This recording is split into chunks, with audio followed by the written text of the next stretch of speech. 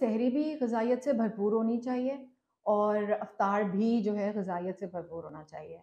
क्योंकि हम बहुत लंबा टाइम फ़ास्टिंग में गुज़ारते हैं, तो बेहतर ये है कि सिंपल ग़िज़ा रखें, लेकिन ख़ास तौर पे जो बहुत ज़्यादा चिकनाई वाली अशिया हैं या बहुत ज़्यादा जो शक्कर वाली अशिया हैं, उनसे ज़रा परहेज़ किया जाए तो ज़्यादा बेहतर है। और बजाय इसके कि नॉर्मल आप खाना खाएँ, आप रोटी, ब्रेड, दलिया, सीरियल और इन तीनों में से किसी भी चीज़ का इस्तेमाल जो आपको सूट करता है, आप कर सकते हैं। और इसके अलावा जो है साथ में कोई प्रोटीन का आइटम शामिल कर लें, जिसमें अंडा है, चिकन है, कीमा है, कबाब है, कोई बीन्स हैं, दालें हैं, और अगर वो सब्ज़ी के साथ मिक्स हुई नहीं है तो बहुत ही आइडियल हो जाएगा। और उसके साथ कोई दूध या दही का इस्तेमाल कर लें। बच्चों को आप दूध का शेक भी दे सकते हैं, दूध के अंदर कोई तुख़-मलंगा, रूह अफ़ज़ा ऐड करके दे सकते हैं। बड़े जो हैं वो दही का इस्तेमाल कर सकते हैं। तो इस तरह की जो सहरी है वो एक बहुत आइडियल खाना हो सकता है। अगर आप इवन वेट कॉन्शियस भी हैं तो इसमें आप अपना पोर्शन को थोड़ा कंट्रोल कर लें। आप एक पराठे के बजाय आधा पराठा ले सकते हैं। लेकिन पराठा खाना is not at all bad. Fat का थोड़ा बहुत इस्तेमाल ज़रूरी होता है सहरी में भी, लेकिन हेल्दी फ़ैट हो और उसमें बहुत ज़्यादा मिकदार में ना हो। जैसा कि खजला पीनी है, उसको हम इसलिए ख़ुसूसी तौर पे मना करते हैं क्योंकि वो बहुत डीप ऑयल में फ्राई होती है और उसकी कैलोरिक कंटेंट बहुत ज़्यादा होता है।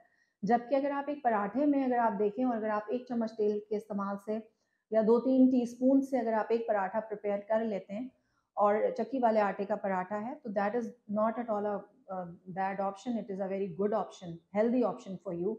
और उसमें अगर वो होल ग्रेन्स होंगे तो वो स्लोली डाइजेस्ट होकर आपको हेल्प करेगा पूरा दिन में अपनी एनर्जी लेवल्स को मेंटेन रखने में। हमारे यहाँ जो सबसे ज़्यादा मसला है ना हमारी सोसाइटी में, चाहे वो कोई भी कल्चर हो, कोई भी एरिया हो, हर जगह हम शरबतों का इस्तेमाल बहुत ज़्यादा करते हैं।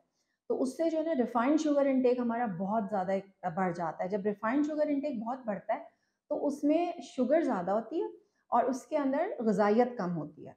तो बेहतर ऐसा है कि ऐसी मशरूबात का इस्तेमाल करें जिससे आपको थोड़ी ग़िज़ाइयत भी मिले, और शुगर का भी शामिल करना कोई बुरी बात नहीं है, लेकिन उसमें अगर आप नेचुरल शुगर्स डाल देते हैं फलों की शक्ल में, खजूर की शक्ल में, उसमें ऐड कर लेते हैं ड्रिंक्स में, तो वो आपको ना सिर्फ़ ये कि फ़ौरी इंस्टेंट तवानाई फ़राहम करता है, बल्कि वो आपको और भी जो एडिशनल न्यूट्रिएंट्स हैं, जैसे पोटेशियम है, मैग्नीशियम है और बहुत सारे ऐसे ग़िज़ाई अज्ज़ा आपको मिल जाते हैं जिसकी आपके अंदर कमी होने के चांसेस होते हैं।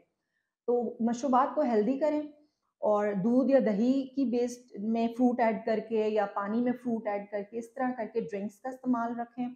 और इसके साथ फिर आप हमारे बहुत अच्छे ऑप्शंस हो सकते हैं, लोबिया की चाट है, चना चाट है, काले चने, हमारे पास बहुत सारी वैरायटी अवेलेबल है, जो कि प्रोटीन रिच ऑप्शन है और उसके साथ फाइबर भी हमें मिलता है और बहुत सारे न्यूट्रिएंट्स हमें मिल दही रहे होते हैं। फुल्की। दही फुल्की बहुत अच्छा ऑप्शन है, दही फुल्की, चाट, ये सब हेल्दी तो ऑप्शंस हैं। फिर क्या? उन अशिया को थोड़ा कम कर रखें, उसका प्रोपोर्शन कम रखें। हालाँकि इन चीज़ों का शौक बहुत ज़्यादा होता है लोगों को कि हम तली हुई अशिया, मैंने तो ये तक देखा है कि पूरी-पूरी ट्रे भर-भर के फ्राई करते हैं कि एक समोसे की ट्रे आ रही है तो एक पकौड़ों की है। फ्राइड आइटम भी हैं फिर। फ्राइड आइटम्स भी हैं फिर, तो कोशिश करें कि कोई एक फ्राइड आइटम, अगर आपने अपनी हेल्थ को अच्छा रखना है तो। लेकिन अगर आपने नहीं रखना है तो फिर वो हर एक की अपनी चॉइस है। लेकिन अगर आपने अपनी सेहत को बरकरार रखना है तो तली हुई अशिया को कम से कम इस्तेमाल करें ज़रूर, लेकिन कम से कम। इसकी यही वजह होती है, अगर आप अपना ग़िज़ा को हेल्दी रखेंगे तो आपका वज़न नहीं बढ़ेगा।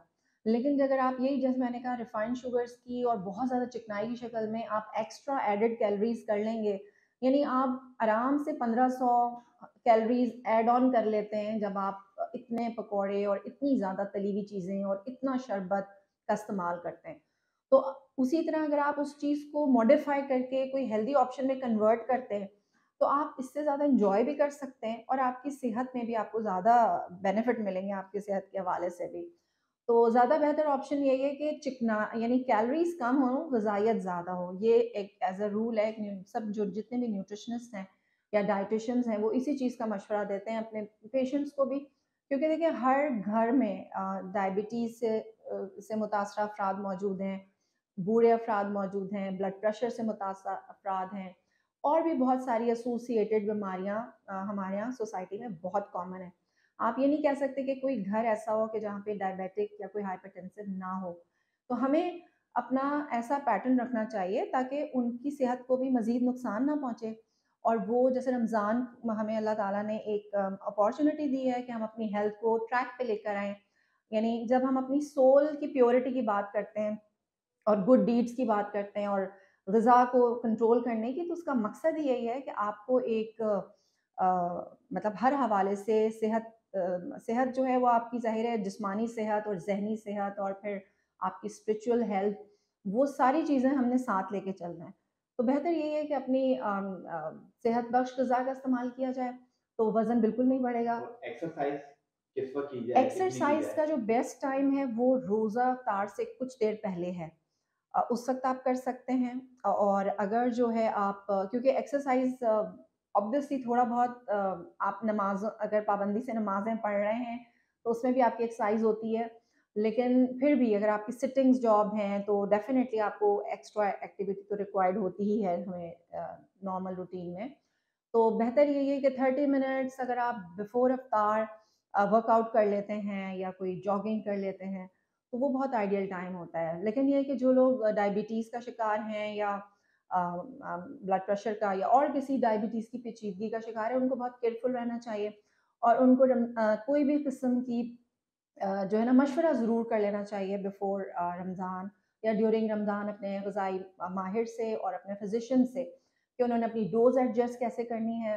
अपनी शुगर को ज़ाहिर है उनके बीच में एक लंबा गैप आता है, तो दे आर ऑन रिस्क कि उनकी जो है ना ब्लड शुगर ड्रॉप हो जाए या बहुत ज़्यादा कम हो जाए। तो उसकी मैनेज उसको प्रॉपर करने के लिए अ, उनको अपना ख़्याल रखना बहुत ज़रूरी है। ठीक प्रैक्टिस नहीं है, बेहतर ये है कि आप एक अच्छी ग़िज़ाइयत वाला मशरूब का 1 ग्लास या 2 ग्लास ज़्यादा से ज़्यादा लें और उसके बाद आप कोई सॉलिड चीज़ फ्रूट चाट है, चना चाट है, व्हाटएवर इस तरह की कोई हेल्दी चीज़ से ले लें। और फिर आप जो है ना अपने नमाज़ की तरफ चले जाएँ और इसके कुछ लोग नमाज़ के ज़ाहिर है अगर आप पूरा खाना कंज़्यूम करेंगे तो नमाज़ बहुत लेट हो जाएगी। तो बेहतर यही है अगर आप बहुत ज़्यादा क्योंकि होता यही है कि जब हम बहुत ज़्यादा पानी पी लेते हैं, तो फिर वो एनर्जी तो बॉडी को मिलती नहीं है प्रॉपर और अगर वो शरबत है, तो आपको इंस्टेंट एनर्जी तो मिल जाती है, लेकिन फिर वो फ़ौरन ड्रॉप हो जाती है, लेकिन आपका पेट जो है वो भरा हुआ होता है पानी से। तो उसमें आपके खाने की फिर आपकी इतनी वो नहीं रहती कि आप और चीज़ें खाएँ।